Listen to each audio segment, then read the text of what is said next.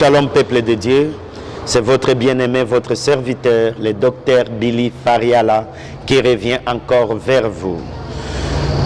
Nous avions eu à commencer dans notre première émission sur l'enseignement dans notre thème, le service de la maison de Dieu et ses incontournables.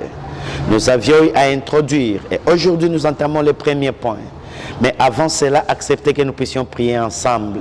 Éternel Dieu de grâce, bénis tout celui qui suit cette émission, tout celui qui nous suit sur la télé, sur les réseaux sociaux, tout celui qui est connecté sur notre chaîne YouTube Ecodis TV, qu'il soit béni et que ces enseignements lui propicient dans l'excellence, au nom puissant de notre Seigneur et Sauveur Jésus-Christ. Amen. Bien-aimés, soyez bénis là où vous êtes. Notre première émission, nous avions introduit notre thème. Et aujourd'hui, nous entamons le premier point, l'identité et la contribution. Vous savez, bien aimé, dans le service de Dieu, l'identité joue un grand rôle. Et tout le monde doit savoir en quoi il est utile dans la maison de Dieu, à quoi il est utile dans le service de Dieu. Qu'est-ce que vous apportez? Qu'est-ce que vous apportez dans la maison de Dieu? Et tout se joue dans l'identité. Tous ces jours. Et lorsque je parle de l'identité et la contribution, je vais m'introduire en disant ceci, bien-aimé. Il y a une puissance cachée dans l'introduction. La manière dont il a été introduit dans le service de Dieu détermine la continuité et la fin. Vous voyez, la manière dont il a été introduit, parce que juste l'introduction peut te propulser dans l'excellence. Et l'introduction peut t'amener dans les choses qui ne rendront jamais gloire à Dieu. Alors je suis en train de dire, il y a une puissance cachée dans l'introduction. Comment est-ce que tu as été introduit dans le service de Dieu? Par qui? Que l'Éternel Dieu nous aide.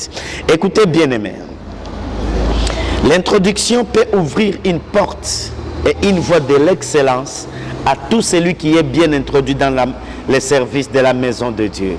Et un serviteur ou un ministre de Dieu, il peut être juste introduit dans l'excellence si il est introduit selon les normes. Je vais m'expliquer. Mais laisse-moi un peu dire ceci.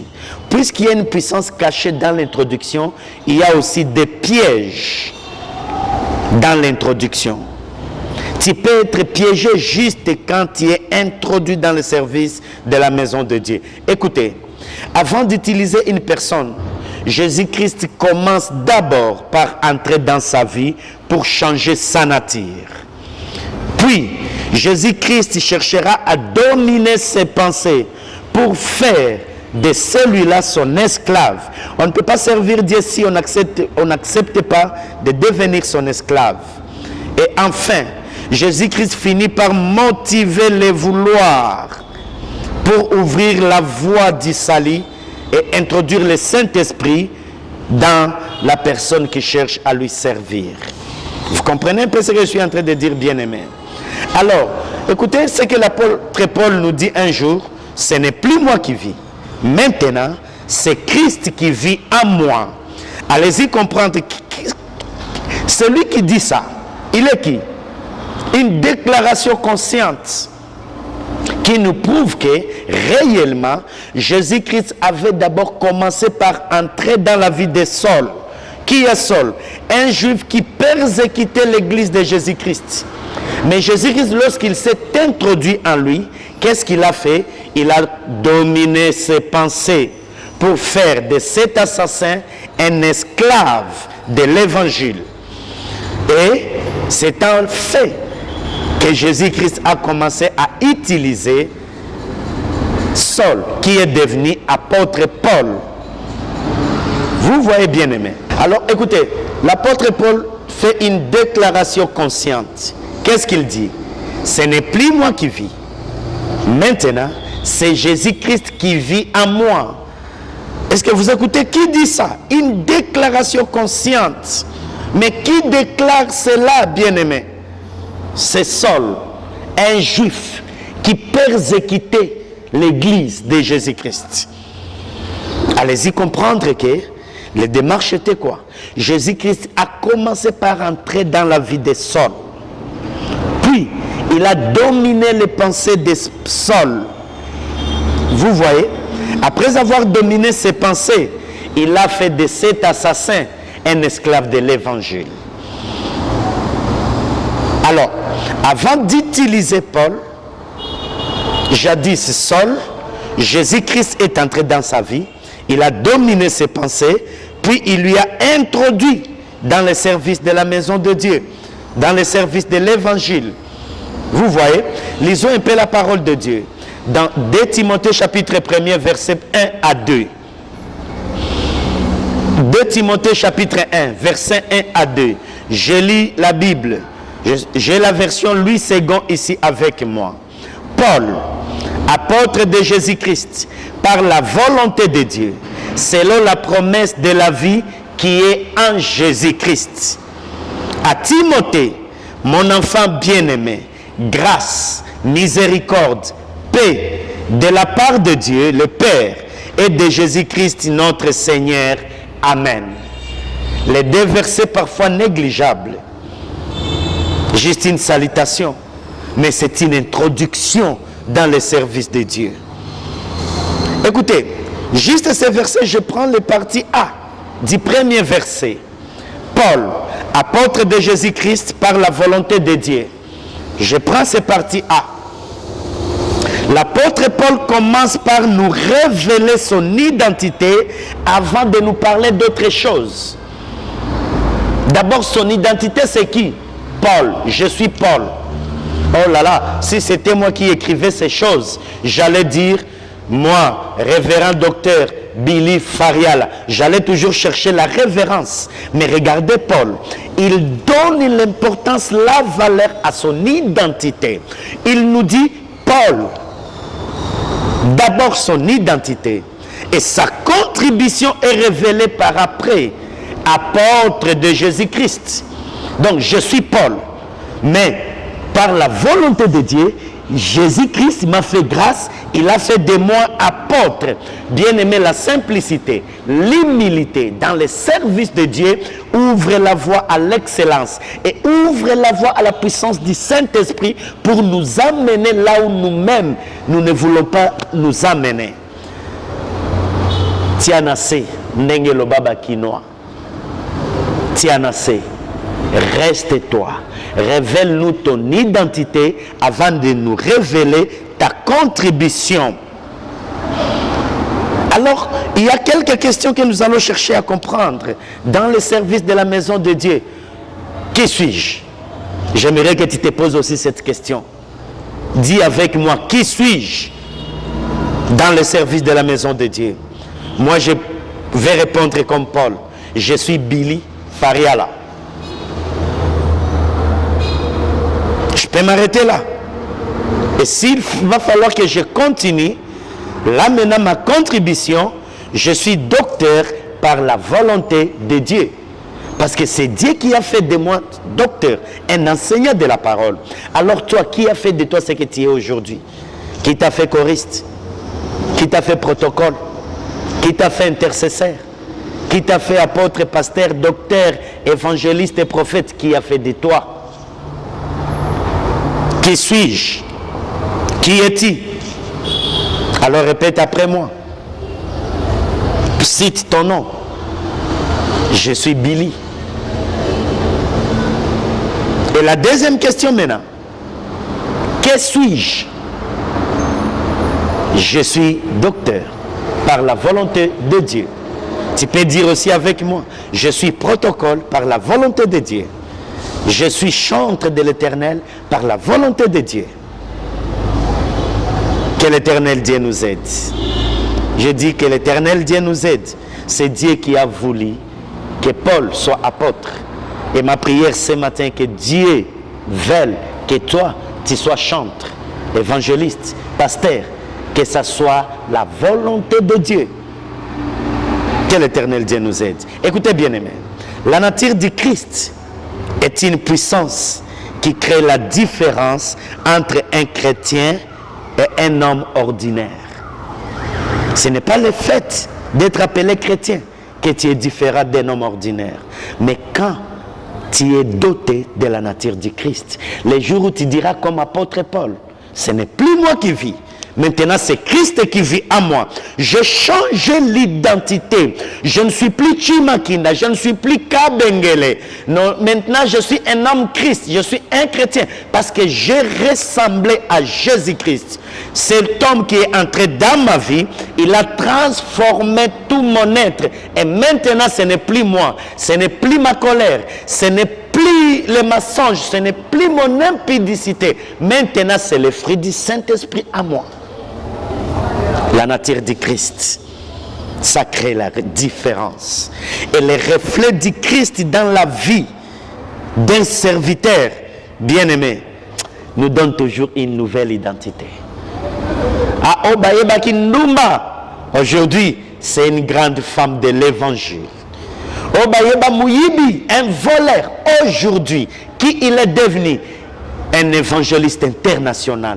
C'est changement de l'identité. Bien aimé, si tu gardes ton identité biologique, tu es loin d'être un serviteur et de contribuer dans l'évolution ou l'épanouissement du royaume de Dieu. Que l'Éternel Dieu nous aide. C'est pour cela, bien aimé, l'apôtre Paul avait opté une culture sacerdotale. Quelle est cette culture que moi j'appelle sacerdotale? Il célébrait son identité chrétienne. Il célébrait sa nouvelle identité. Est-ce que vous comprenez un peu ça? Il célébrait cela. Et il était fier de célébrer sa nouvelle identité. Il était fier. Et je vais te dire, c'est l'identité chrétienne qui rend un serviteur différent et meilleur. Pas le savoir, encore moins l'éloquence. Tu peux parler à langue, mais l'identité chrétienne te rendra différent et meilleur dans le service de la maison de Dieu. C'est quand Christ pose sa marque sur toi, et la marque du Christ est le soubassement du succès dans le service de la maison de Dieu. La marque bien-aimé, la marque du Christ Jésus est le soubassement du succès dans le service de la maison de Dieu. Car la puissance du nom de Jésus-Christ est beaucoup plus concentrée dans l'identité chrétienne plus que dans nos titres, dans nos fonctions dans l'église, dans nos rangs honorifiques. Tout cela qui crée la révérence n'a pas leur raison d'être. Mais la puissance du nom de Jésus-Christ, c'est dans la nouvelle identité. Alors parlons de la contribution. La question est, que suis-je dans la maison de notre Père? Que suis-je dans les affaires de notre Père? Que suis-je dans mon église? Que suis-je? Qui tu es? Bien-aimé, parlons un peu de la contribution.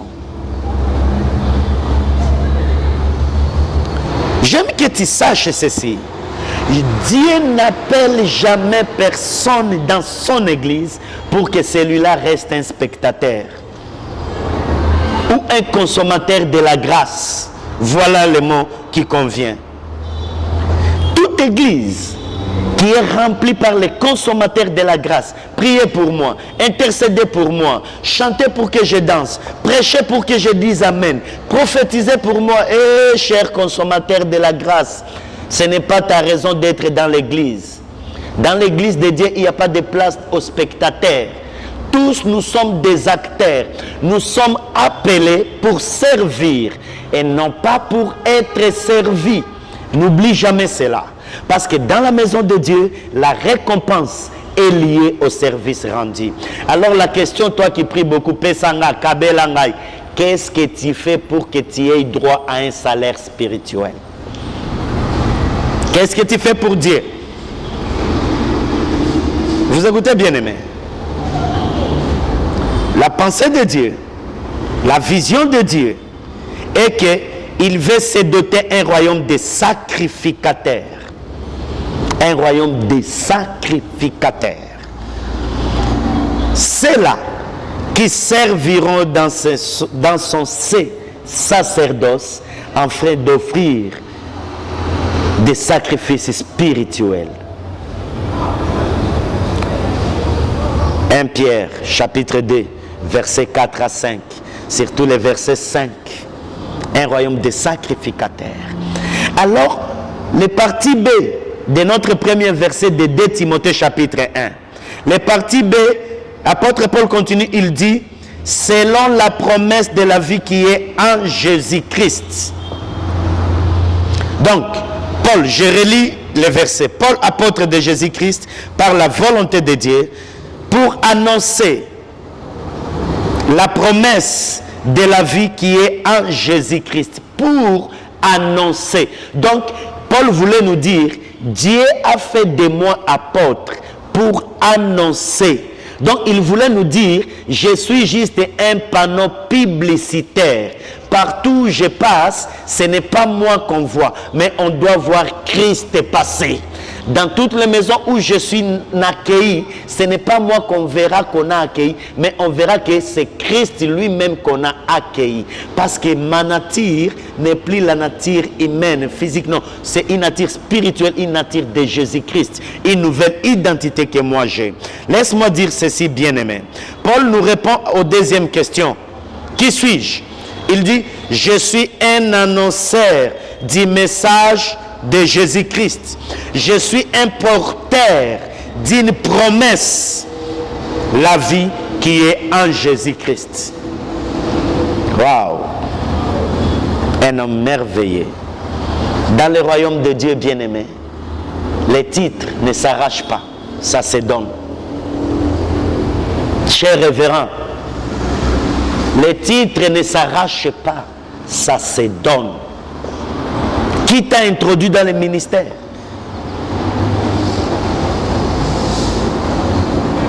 Qui t'a introduit? Nous sommes les citoyens du royaume de Dieu. Et dans un royaume, les caractéristiques d'un royaume, c'est le protocole. Alléluia. C'est le protocole, bien-aimé. Et dans le royaume de Dieu, seul Jésus-Christ a reçu mandat d'appeler, de charger et de confier une mission à ses serviteurs. C'est Jésus, pas une autre personne. C'est lui qui a le mandat d'appeler, de charger et de confier une mission à celui qu'il veut. Alors il faut savoir que nous sommes appelés à amener le peuple de Dieu là où ils ne peuvent pas arriver eux-mêmes. C'est notre mandat, c'est notre mission. Alors je vais te dire ceci, bien-aimé. Le symbole du christianisme, c'est la croix. Ce n'est pas le trône. Le symbole du christianisme, c'est la croix. Et lorsqu'on voit la croix, nous voyons le sacrifice. Mais lorsque nous voyons le trône, nous voyons l'honneur, les acclamations, la révérence. Non, non, le trône n'est pas le symbole du christianisme, ne te trompe pas. Le symbole du christianisme, c'est la croix. Sois alors prêt à te sacrifier et à te soucier pour l'avancement du royaume de Dieu. Voilà un chrétien mature, un serviteur, les genres de serviteurs que Dieu cherche pendant ces temps de la fin. Les serviteurs qui sont prêts à se sacrifier, à se soucier pour l'avancement du royaume de Dieu. Alors opère donc, sers Dieu dans cette dimension-là. Quitte cette dimension bébéique, laisse-moi si ce vocabulaire existe. Hein? Une dimension bébéique, c'est une dimension là où les bébés spirituels opèrent. Bamona, qu'on voit que c'est moi qui ai fait. Non, non, non, ce n'est pas ça, bien-aimé. Sacrifie-toi. J'aime un homme de Dieu. Le pasteur Atoms, dans une de ses chansons, il dit le sacrifice en privé, les prières en privé, mais la bénédiction, l'exaucement en public. Est-ce que vous voyez un peu ça, bien-aimé?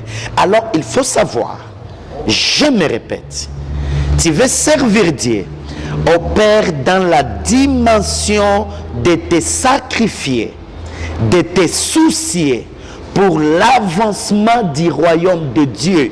Sans le sacrifice, il n'y a pas un serviteur qui peut faire